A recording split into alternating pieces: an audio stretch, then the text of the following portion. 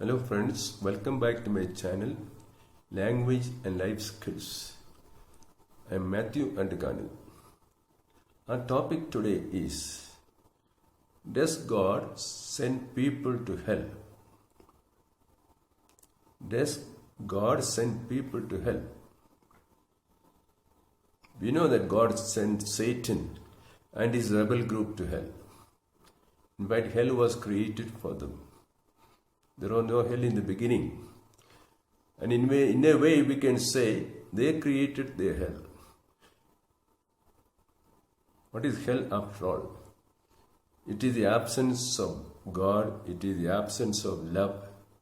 It is a place of hatred. So where God is absent, where there is hatred, there is hell. Satan and his followers rebelled against God.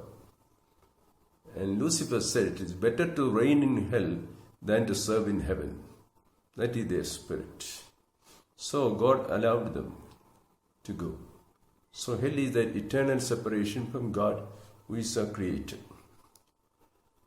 Hell was made for Satan and his angels, the fallen angels.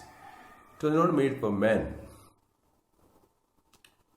But God wants all men to be saved. This is clear from the Old Testament and the New Testament.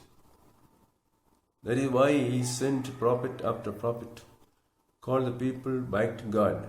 And finally He sent His only Son, Jesus, to be the Savior. And Jesus died for all people.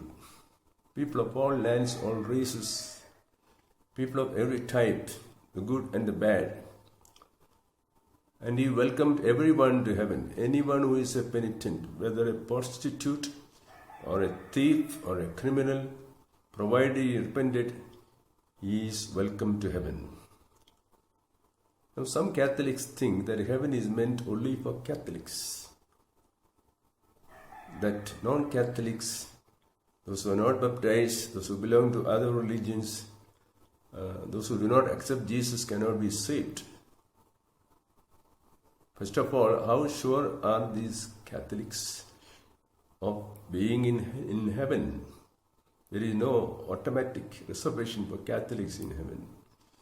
If you are good Catholics, as also if you are good people, God will have mercy on you.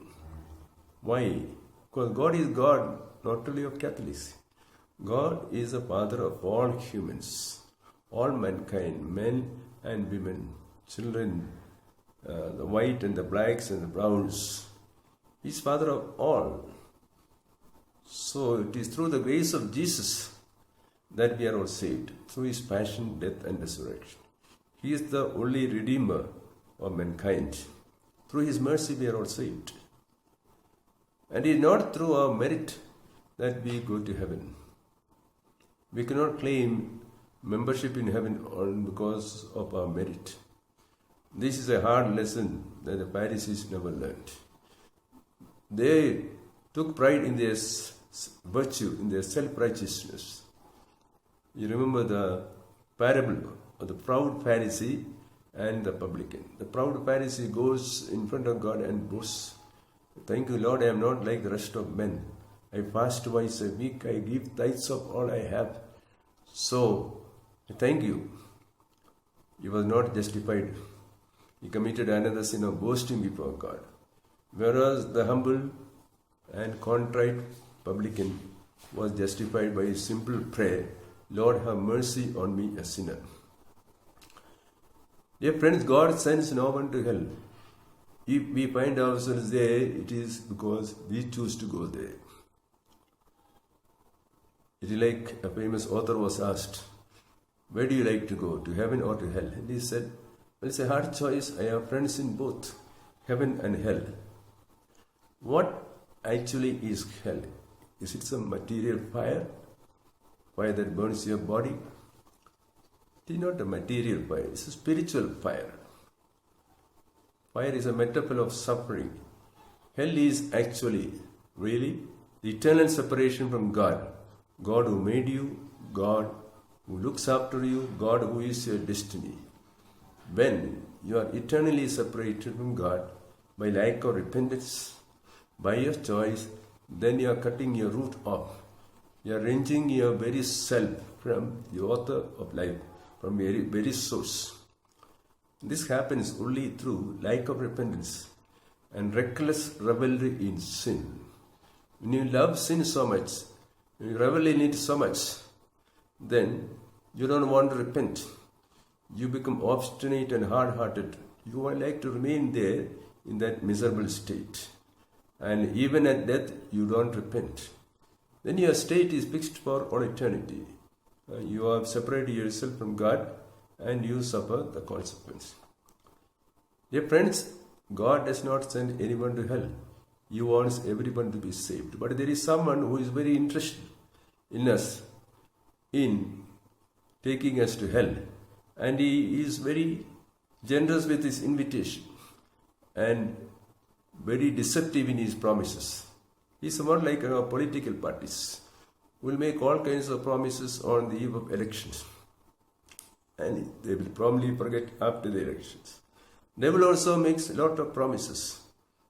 The first false promise he made to God was to Eve, the mother of all mankind. You eat this forbidden fruit, you will become like God. Your eyes will be opened. Her eyes were opened and she saw her nakedness and that of Adam as well. Well, the devil is giving us a very thrilling invitation, very attractive invitation to hell. And to go to hell, it is very easy. You accept all his illegal pleasures. You can have revelry of passions, orgies of drinking and sex and drugs, and have any amount of money and wealth. All these the devil will give you. It's only one condition. Surrender your soul to him. You will lose your soul or your very self. Your ID will be taken away from you as a child of God, and you become a child of Satan. That is the price you will have to pay. So on earth you can have a wonderful life, enjoyable life, a life of recklessness and revelry. But then, like Dr. Faustus, at the end of your life, the devil will come to save you. He'll come to claim your soul, and you will have to surrender yourself to the devil for all eternity.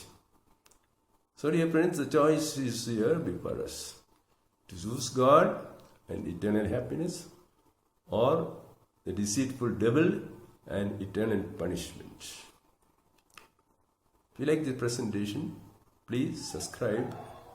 So, till another time, bye.